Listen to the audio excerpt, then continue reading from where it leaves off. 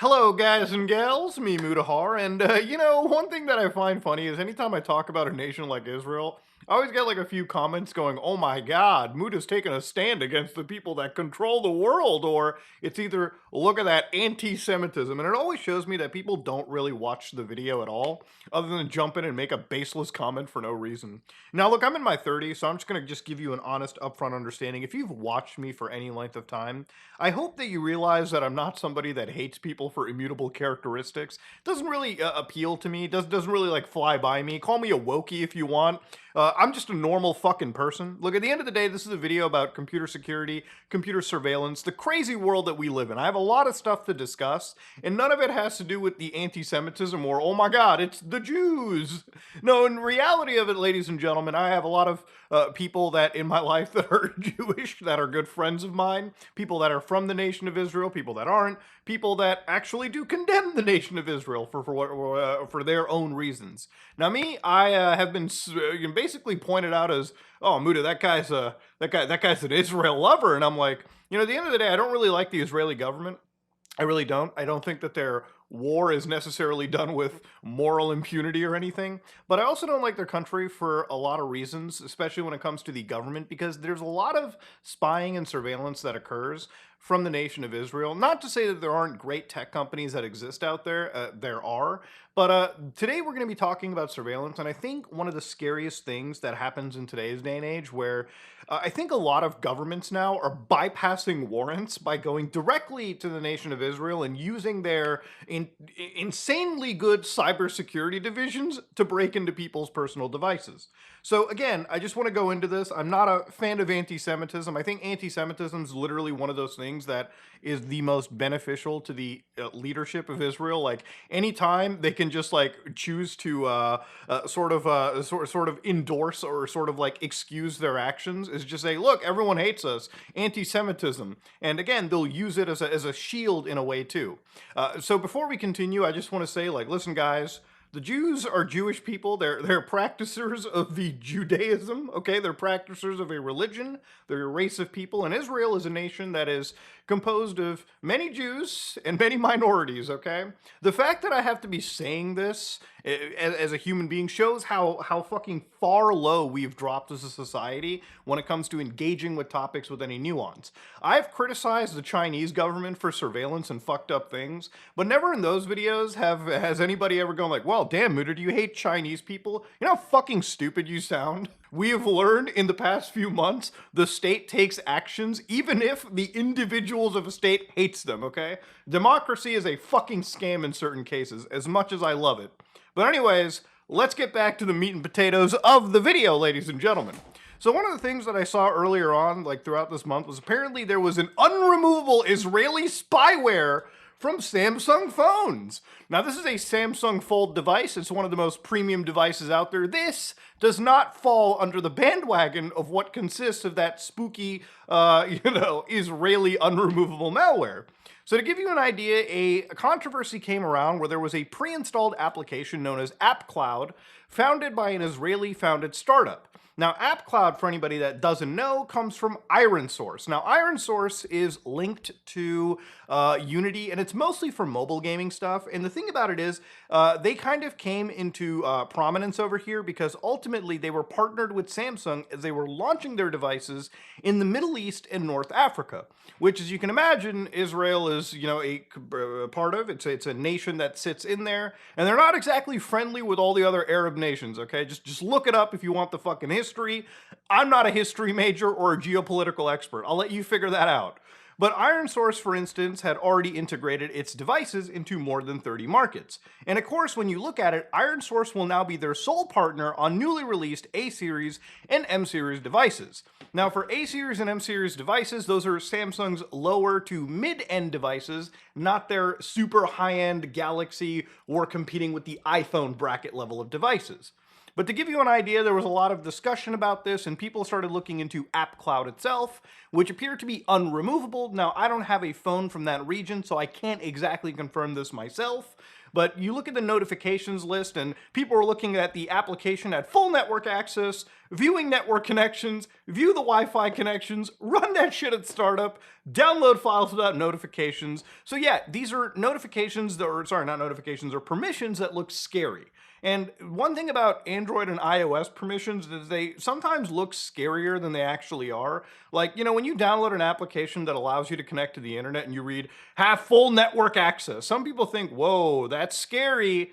Well, how the fuck do you think the application that needs to connect to the internet is going to connect to the internet? Yes, it needs this functionality. In reality, the only way to really ascertain if some spying is going on is to look through the network stack, actually run tests, which I haven't seen necessarily done in this situation. Now, ultimately, it is weird to me to see that Israeli companies or Israeli affiliated companies are looking this deeply into the region, a region that they have a lot of controversies in. Why they're grabbing all this information? Is it just, again, basic analytics?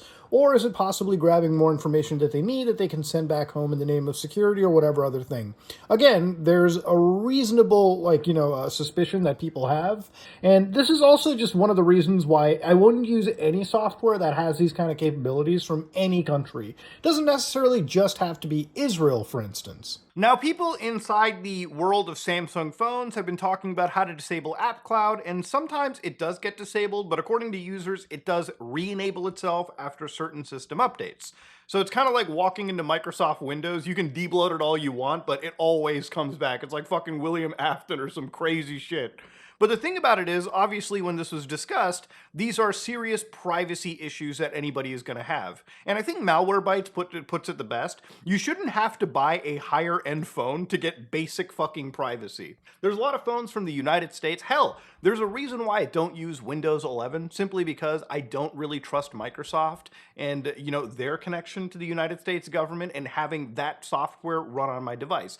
It's one of the reasons I use Linux. With Linux, I know when I run my computer and run software underneath it, what is actually going on. I can pull up any log, I can pull up any system parameter, I can pull up anything and see what's going on. I can't easily do that with closed-sourced operating systems like Windows and yada, yada, yada. So, this whole conversation around Israel, I think, really got sparked up because of the anti-Semitism angle, right? And just because, it's Israel, the scariest country in the world when it comes to this kind of shit.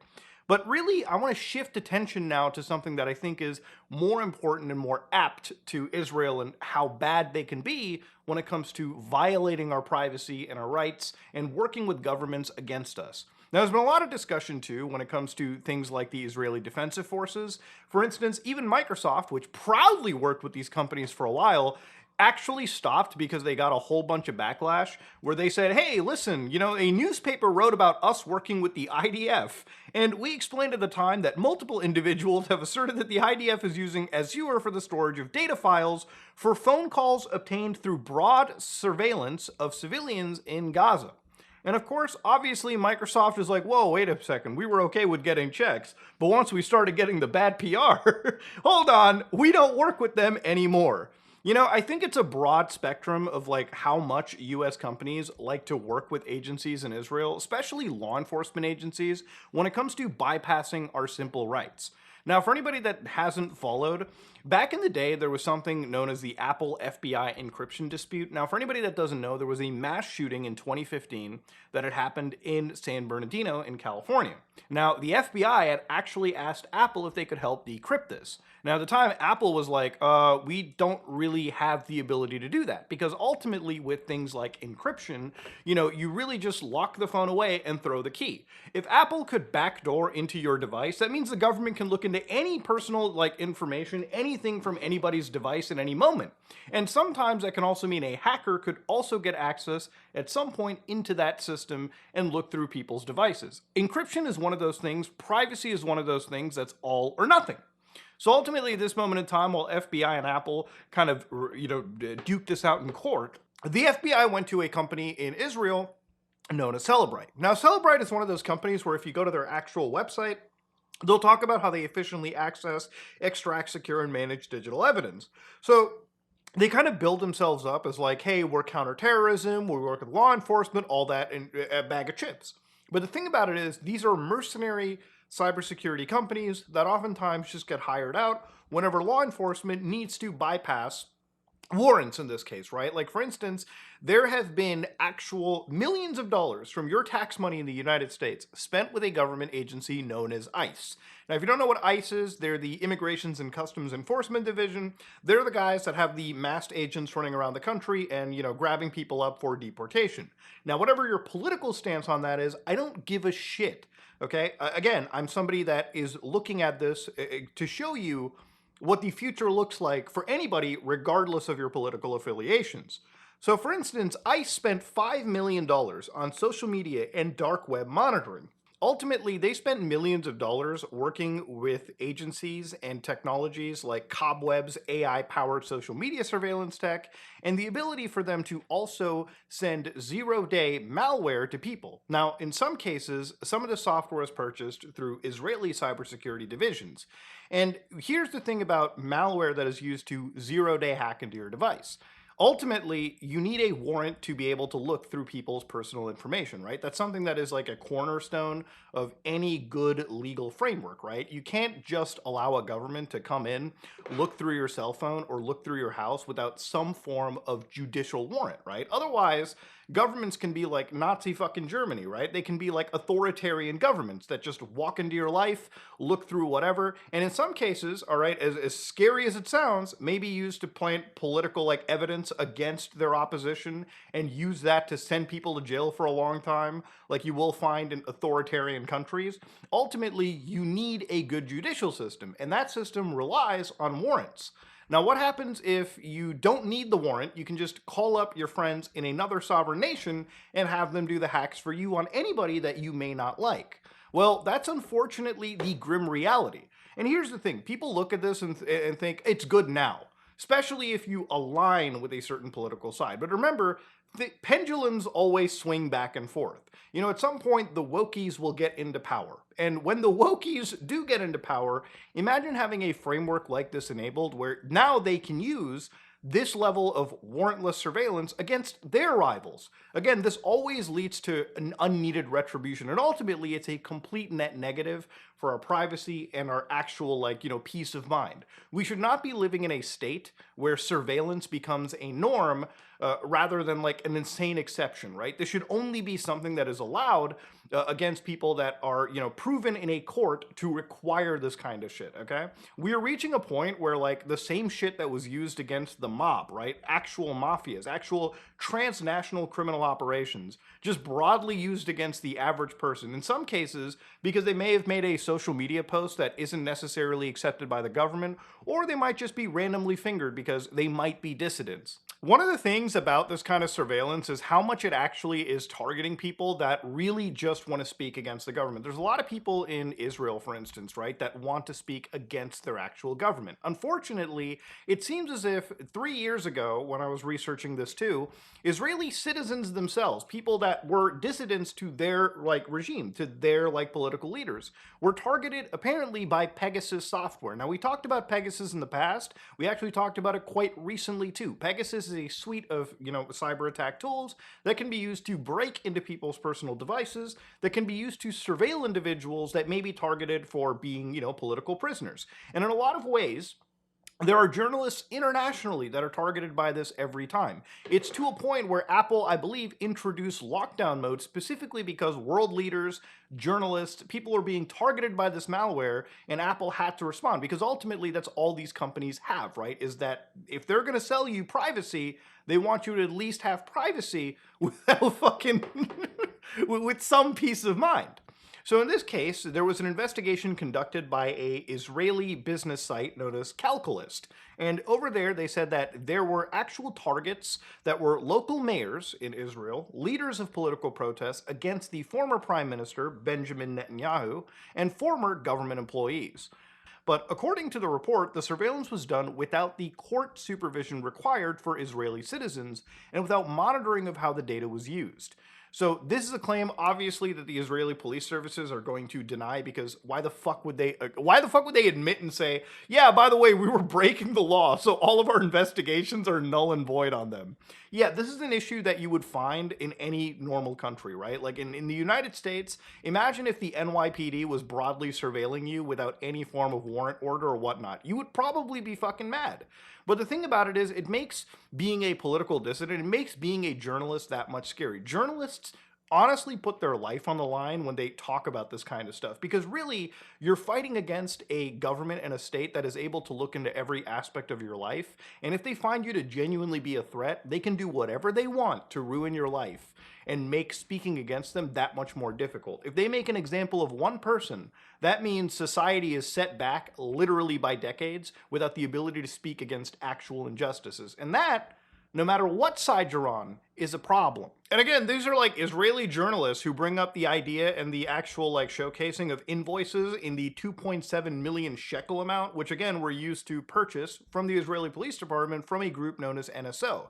And again, some of these people are, again, filled with graduates from one of Israel's top leading military investigation agency, which is Unit 8200. Now again, this is like sort of an entire industry that they're known for, right? This is an entire industry, and unfortunately, it is this level of malware, it is this level of, stuff that is used against other sovereign nations too. It's crazy to think that we live in a world where warrants, right, can easily be bypassed because you can make one call to another sovereign nation and they can do all of the dirty work for you, right? It's like just outsource your actual domestic like issues. Just outsource all of that crap to the other part of the world and hopefully have it bypass all the legal channels that you kind of claim to love. This is like one of the reasons why, like, again, I talk about this stuff, because ultimately it is the same shit that has caused big tech companies like WhatsApp to absolutely take groups like NSO to court over this kind of stuff, because they noticed how many thousands of journalists were being targeted through their platform because of malware like this. If you don't believe me, just look up these legal documents for yourself. I can show you them on the screen right now. Again, I don't want to talk about this stuff because it's conspiratorial. I want to talk about this stuff while I'm showing you facts. When I talk about like, hey, there is a rise in things like fascism or government surveillance, it's not because I'm saying this because I have some crazy derangement syndrome. It's because there are government agencies that are purchasing software that is specifically used to target people without warrants. This is the behavior of governments that want to spy on people rather than, I think, truly help. Now, I don't want to be completely naive. I think that obviously in some cases, mass surveillance probably prevented things like another 9/11. But let's be real, throwing the baby out with the bathwater and living in a society where you are constantly being monitored or watched is never okay. And you should always stand against that. And like ultimately, the end of the day, when I talk about like the citizens living safely in their countries, a lot of this technology is built off the backbone of, again, when it's being used against people in war-torn areas. So for instance, again, there has been a lot of discussion, for instance, like this is literally a report from the actual Intercept back from April of this year, where they talked about a 21-year-old Palestinian citizen of Israel, right, was arrested by the authorities for sharing 3 Instagram stories in the morning of October 7th. The images included a picture of a bulldozer breaking through the border fence in Gaza and a quote, "Do you support decolonization?" So she was making memes, she was making posts over here. She was suspended from a university and faced up to 5 years in prison. So the big thing about this was apparently the Israeli security officials boasted of a ChatGPT-like arsenal used to monitor social media users for supporting or inciting things like terrorism. So again, we're at social media surveillance levels here. And this kind of stuff doesn't just stop at a nation like Israel where they're actually bordered with people that, are definitely threatening them in a security sense. Look, if you live in a nation like Israel, there's no shock. Like I've definitely, heard it from people living over there that when they hear the sirens go off, it's almost like second nature to them, knowing that they're being attacked every single fucking day or the other day. And it really puts everyone at this heightened sense of like alert, but it's weird. Like they're alerted, but they're also desensitized to it. Ultimately, at the end of the day, this kind of technology is being used ultimately around the world. Technology that would have started its way at Shin Bet, an organization that is even spookier than I believe Mossad is. And this kind of technology is ultimately brought from Israel all the way to the rest of the world in terms of surveilling you. Look, data surveillance and data violations, and again, living in this world, we need to fight back in this regard, because ultimately, no matter who you are, what side you're on, I think bypassing the basic warrants that we have, bypassing the basic protections that we have, living in a world where getting hacked and being targeted without knowing is a scary fucking world to live in, right? You know, it's the same discussion that I've had about countries like the United States or China or Russia or Iran or any country that actually does verifiably spy on its citizens. I mean, you don't have to be like a defender of the US to not acknowledge that programs like Prison or not prison, but Prism were used, let's be honest, to mostly spy and surveil the masses. And when you get governments to spy and surveil on you, the ability for them to violate your rights becomes just that much more easier. You know, it doesn't matter what side of the spectrum you're on. You might think that ICE buying malware to spy on a bunch of illegals is fucking based, but don't forget the fact that when you allow it now, 10 years later, when you're on the fucking whipping end of the spectrum, they're going to use it against you, all right? And everyone loses when you're being surveilled. Everyone loses when the elites are allowed to surveil on you without any impunity. When you let law enforcement agencies violate your basic protections by calling up a sovereign nation on the other side of the world and having them do hacks on their behalf, just to violate shit for you, that should not be tolerated. There's a reason why NSO Group, there's a reason why a lot of these companies like Cellebrite are the ones that constantly get fingered, because they really are just the best of the best. And they really are a nation of mercenaries that are selling this shit to governments that are using it against the average person. And that shouldn't be okay. So again, I don't want this to be like, oh, the Jews did this. No, actually, if you look at the companies beyond this, it's a lot more than just the Jews. There's probably a fair amount of Muslims. There's probably a fair amount of Christians, probably a fair amount of atheists working at this organization. Or these companies that are designing tools to be used against people en masse. It's a wild world we live in, and I don't like the hacking that we face. But ladies and gentlemen, if you like what you saw, please like, comment, and subscribe. Dislike if you dislike it. I am out.